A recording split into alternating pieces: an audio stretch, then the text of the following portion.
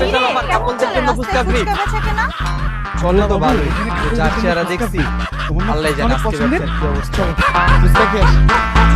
ফুটপাতে ফুচকা বেচা কিনে কোটা তুই আর কি করি? দিলে ফুচকা বেচবি, রাইতে কামের রুটি নিয়ে ঘুমাবি।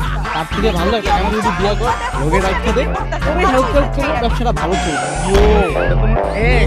এই ছিল কেমন কামাস থাকি কিছু বুঝছি কি? হ্যাঁ যা হয় মোটামুটি আলহামদুলিল্লাহ ভালোই চলে যাচ্ছে। কত কামা? হয় 4-5 হাজার টাকা।